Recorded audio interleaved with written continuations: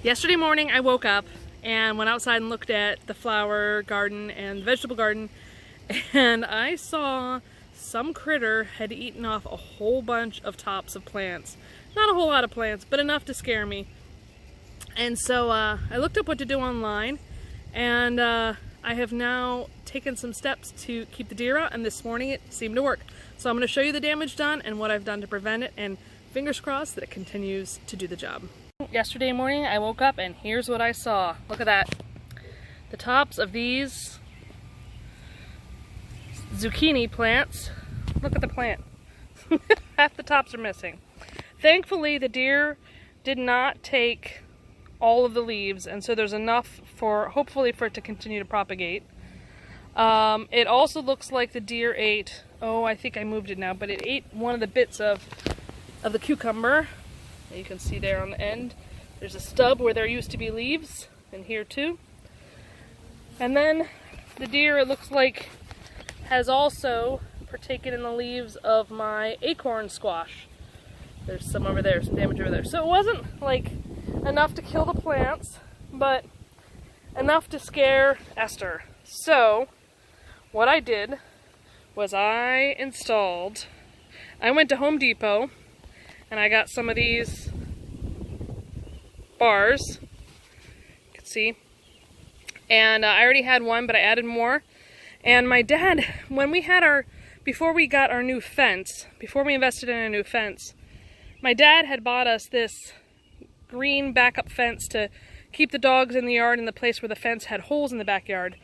And so there was more than enough to put around the garden. There's definitely a downside to it, which is that now from the front, you know, people can see what's inside, but it's not as visually appealing. But you know, when I came out this morning and gosh darn it, there weren't any new deer tracks. Oh, they all washed away but there were deer tracks in the bed there. That's how I knew it was a deer. And how I go in and out of this thing is quite simple. I have an end here, and I just have it coming across. And back there, I don't mind that it's bent in because there's a whole bunch of wiry stuff sticking up and it's really close to the house. So hopefully the deer won't, you know, feel brave enough to jump in from over there. So basically I come over and I just latch this onto here, and then let's see, there's another place I can latch it here. And I think I do a couple more down, and then it's fairly, oh, I gotta fix that so it's not bent down like that. There we go. Well, I gotta do a little adjusting, but point is, it's done the job. I have not protected the tomatoes because I read that deer don't generally like them.